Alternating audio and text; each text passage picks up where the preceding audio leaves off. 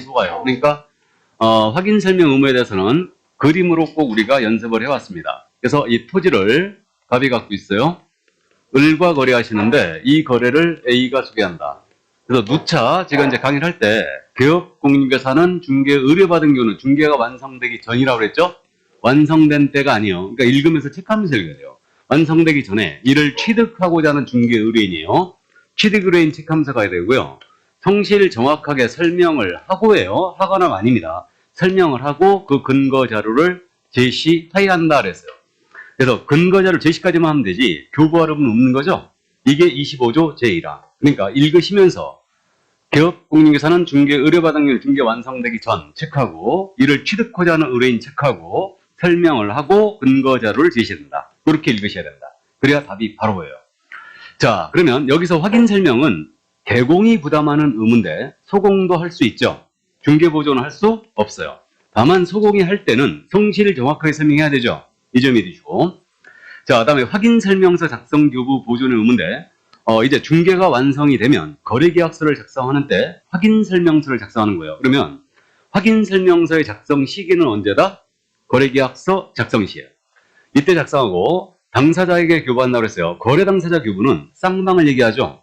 확인 설명은 취득 의뢰인한테만 하지만 확인 설명서는 양쪽 모두에게 준다. 쌍방 모두에게 교부하고 3년 동안 그 원본을 보존하든 사본을 보존하든 전자문서를 보존해야 되죠. 단 확인 설명 사항이 공인전자문서센터에 보관된 경우는 그러하지 아니하다.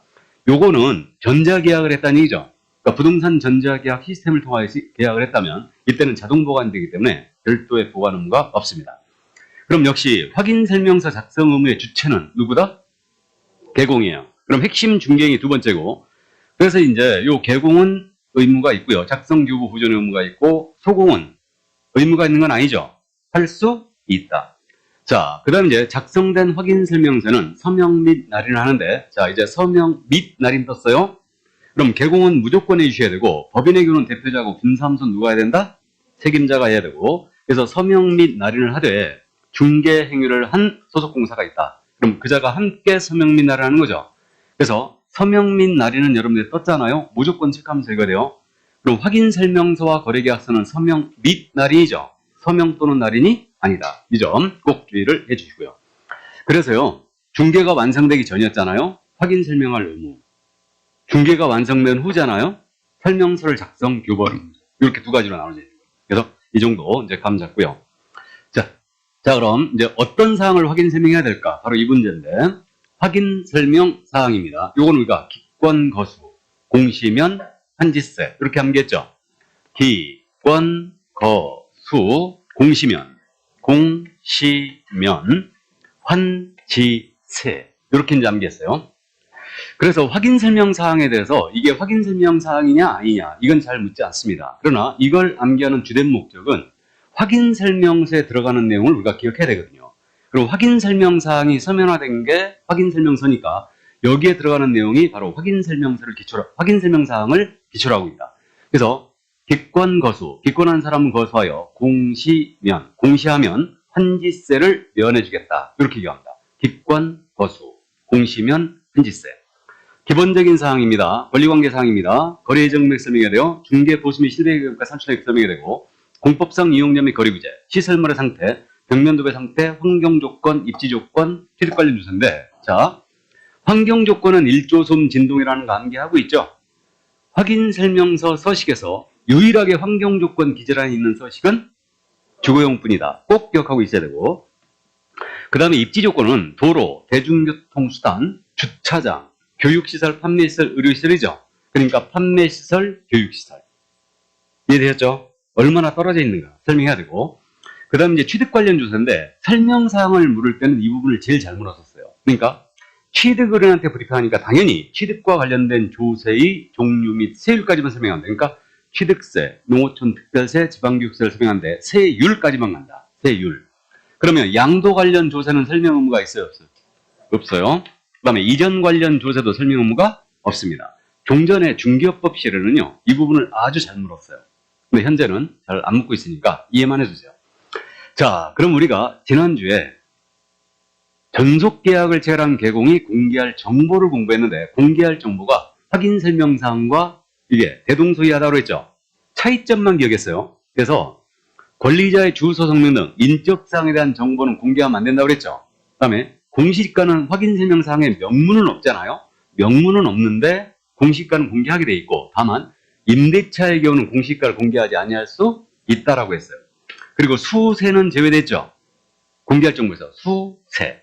수가 중개 보수 및 실배 금액과 산출 내역이에요. 그 다음에 세는 취득 관련 조세 중미 수율이죠. 수세 제외입니다. 이렇게 돼 있는데, 근데 이게 공개해서 왜 세모로 해놨을까요? 이게 할 수도 있고 안 할 수도 있고. 근데 인적사항 공개 금지죠.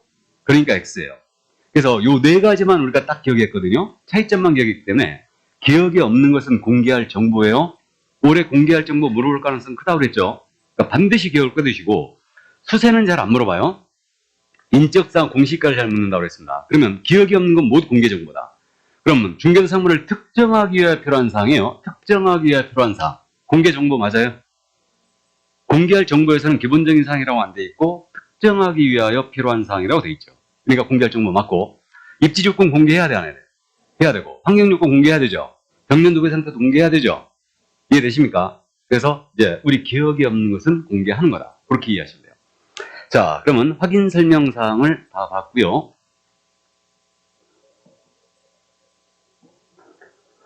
그러면 상태 원한 자료요건이 있죠. 그래서 이 확인 설명 사항을 정확하게 조사한 다음에 중개 의뢰인에게 브리핑이 나가야 돼요. 근데 이걸 제대로 설명을 못하면 결국은 손해배상으로 연결되기 때문에 면피권을 준 게 바로 이거라고 그랬죠. 그러니까 상태 원한 자료를 쓰는 자, 이전 의뢰인에게 요구해야 된다 할 수 있다. 요구할 수 있다. 그래서 이전 의뢰인에게 이걸 요구할 수 있다겠고, 만약에 이전 의뢰인이 불응했다. 이 사실을 불응했을 때 조치를 꼭 주의하는데, 불응을 하게 되면 이때는 취득 의뢰인이에요. 이 자기에 일러야 된다고 그랬죠. 설명을 하고 확인 설명서에 기재를 해야 된다. 둘러 하는 거예요. 설명을 하고 설명서에 기재도 한다. 이 점을 주의하시고, 어떤 자료를 요구할 수 있느냐. 이 부분은 시설물의 상태, 벽면 도배 상태, 환경 조건, 그다음에 실제 권리 관계란 있죠. 미공시 권리 이런 것들도 요구할 수 있죠. 그래서 그 정도 이해하시고, 자, 그다음 이제 소유자 등의 확인 설명을 위하여 필요하다면 이 의뢰인들에게 야 주민증 한번 보자 요구할 수 있겠죠. 그래서 이게 바로 이제 소유자 등의 확인이고, 위반 시 제재 꼭 기억해야 돼요. 개업 공인인계사가 확인 설명을 정확하게 하지 않았거나 그 설명의 근거자를 제시하지 않았어요. 개공 뭐다? 500과 꼭 기억하고 있어야 되죠, 이거.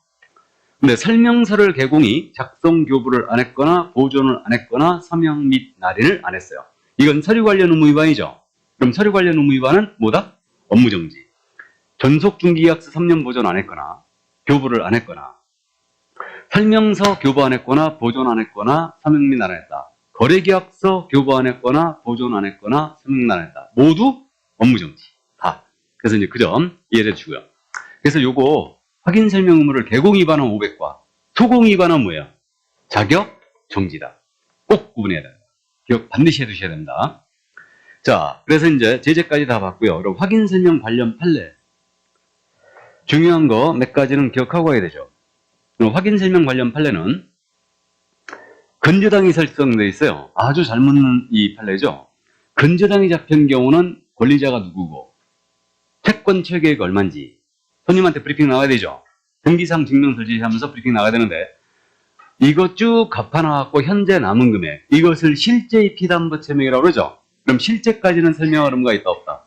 없다. 기억 꼭 해주시고, 실제가 나오면 아니에요. 근데 실제 피담보채액을 조사방해를 알려줄 때는 선관주를 다하여 정확하게 조사한 다음에 브리핑하라고 했죠.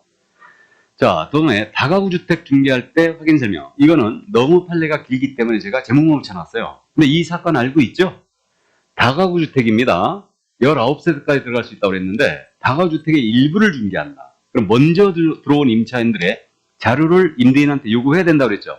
요구를 하고 그 자료를 본 다음에 계약서를 보란 얘기죠. 보고 리스트업 한 다음에 쭉 손님한테 브리핑을 했어야 된다. 그래서 이게 다가구 주택 중개할 때 확인 설명 의무였고요. 그 다음에 이제 요 판례 무료 중개 행위할 때 확인 설명 의무, 이거 엄청 잘 묻고 있는데,